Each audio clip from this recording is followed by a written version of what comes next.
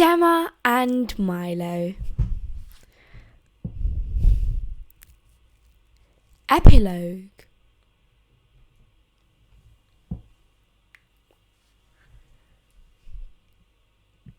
The harbour master of Harbour Town was well known for being selective. He looked after well the boats of locals, friends, and those who paid him for protection.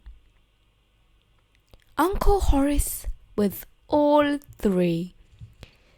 Given the bounty of loot he had discovered in a wreck somewhere in the south current of the Azul Sea, he'd thought it best to slip the harbour master an extra 20 starlings to keep a watchful eye.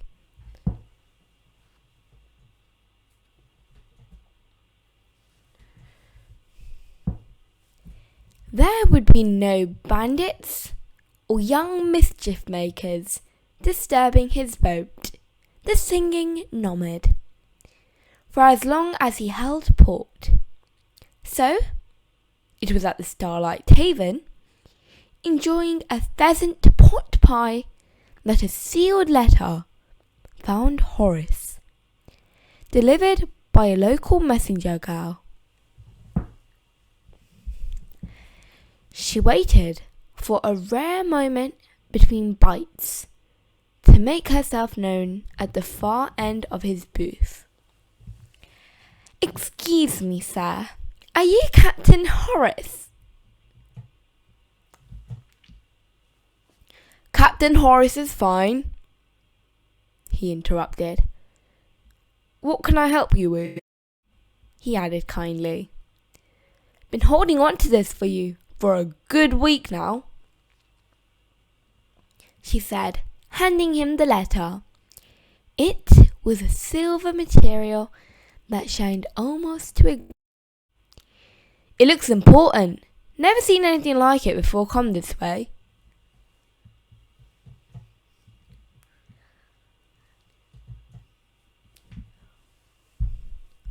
Horace's first name was written on the front in an impressive form of cursive, long forgotten by the sailors and merchants with whom he did business.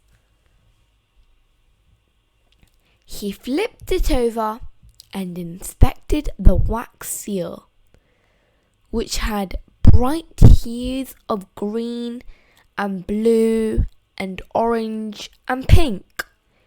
It was imprinted with a circle, which had a great tree in the centre. He slid a short candle over and pushed aside the almost empty pot pie tin.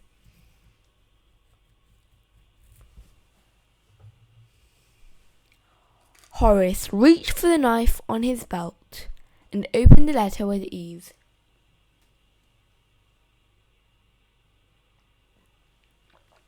The young girl watched his eyes as he scrolled through the words.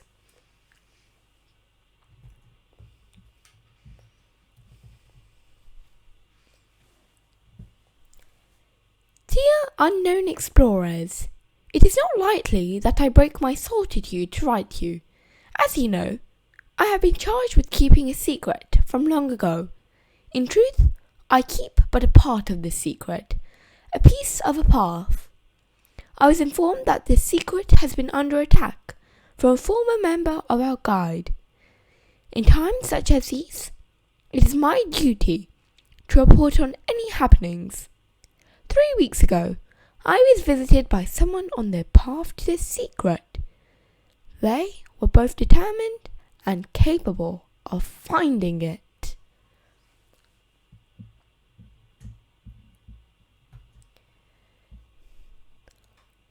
"I find it equally important to report that it was not a former member of our guide, nor was it a current member. It was a young girl named Gemma, and her lemur companion. Do with this information what you will. Feeling that I have fulfilled my duties, I shall depart from my post and return to exploring. There are many maps still yet to draw. The signature was written with the most beautiful penmanship that Horace had ever seen.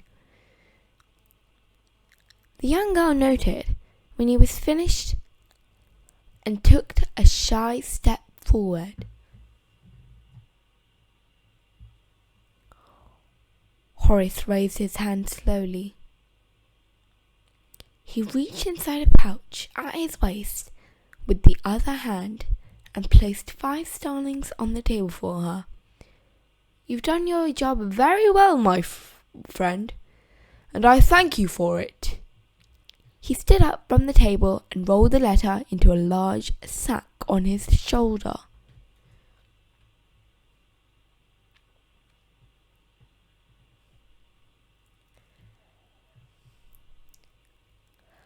I don't mean to pry, sir, but we've all been wondering what was in the letter. Was it a message? The seal was a tree of some kind, right? Is that part of the secret?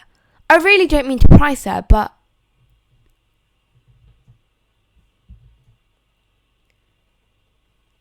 But secrets cannot survive such questions. As he walked past her, he bowed his head slightly and put his tricorn hat. And the tree that you speak of is called a willow. He finished.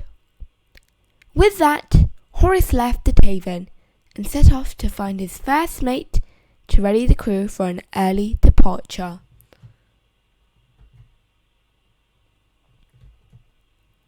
Gemma and Milo. Epilogue 2. Gemma's father pulled out his weather tome and flipped it to the worn section with scribbled drawings from ancient caves. It was the same as it was the first time he checked, and the time before that, and each of the 14 times that he had checked on their way to the ruins.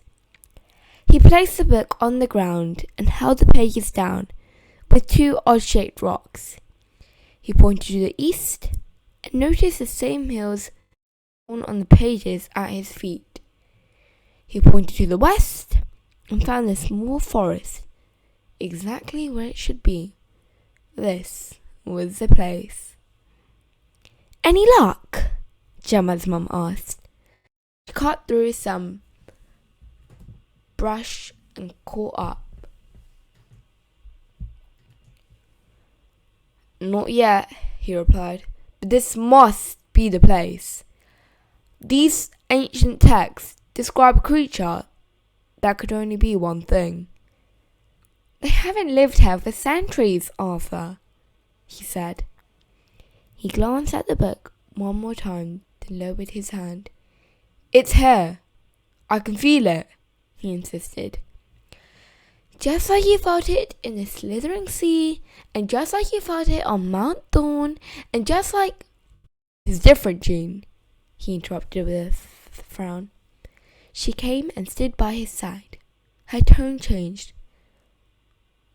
I believe it, she said, grabbing his hand.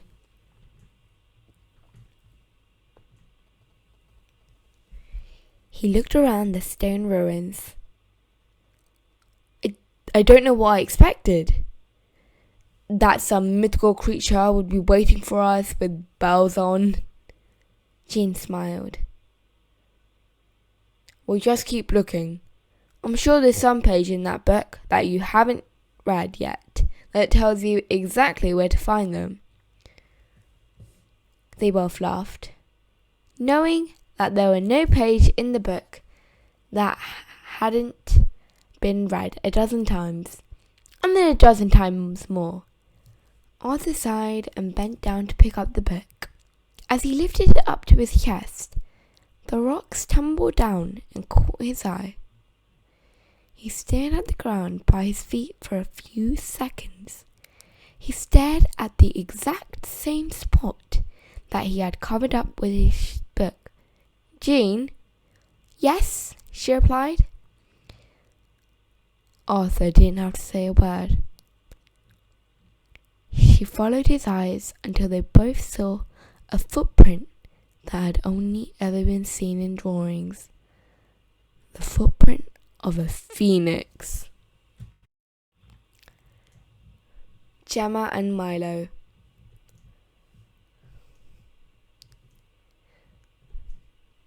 Epilogue 3.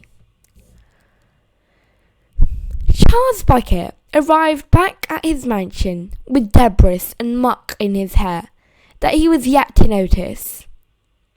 His jaguar followed behind, with his head down and his paws sore. His bell was no longer jingling, having been filled with dirt and specks of leaves. Charles called for his servant and dropped his hat onto the ground at the door. "Sanders!" he shouted. A shorter, stout man came rushing from 3 rooms away and skidded to a halt in front of the pair.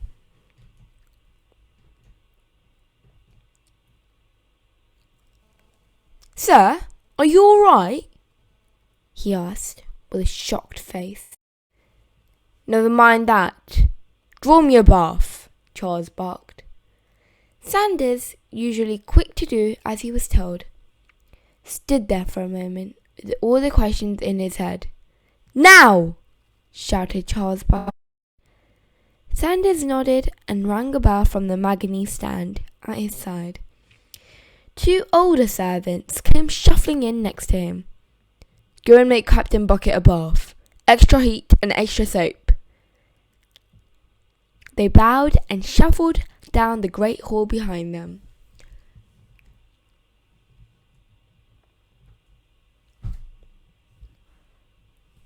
"Sanders, take down a list," Charles started. Sanders whipped out a piece of paper from his vest pocket and pulled out a pencil, ready to write. "I need a new boat. No trickery this time. A vessel worthy of me, the largest you can buy. And get me a crew of sailors. No, make that pirates. Bring me Professor Roderick. I require something different." Sanders nodded and hid the paper back into his pocket and then reached down to grab the jaguar's collar.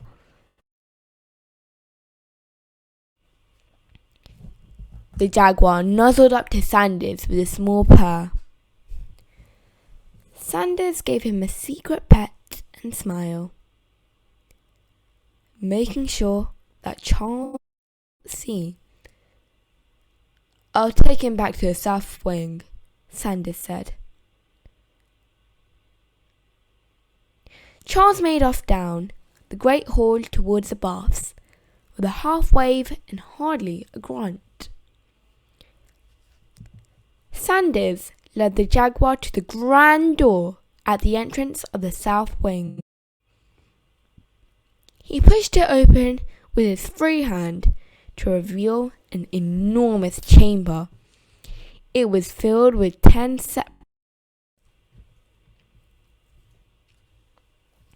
toucans, lizards, bison, giraffes, lions, armadillos, hawks, horses, and zebra, with just some of the hundreds of creatures that occupied the caged habitats.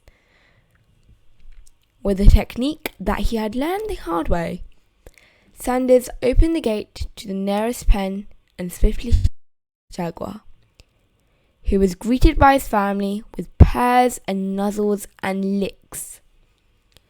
Sanders reached into his other vest pocket and took out a snack, tossing it inside to the jaguars and their cubs. Then he hurried out to the south wing and shut the grand door behind him.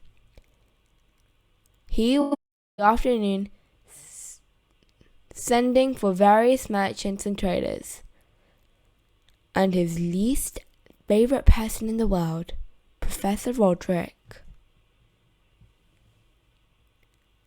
Thank you for watching. Make sure to like, share and subscribe so you don't miss out another video. Goodbye, and I hope to see you in our next adventure.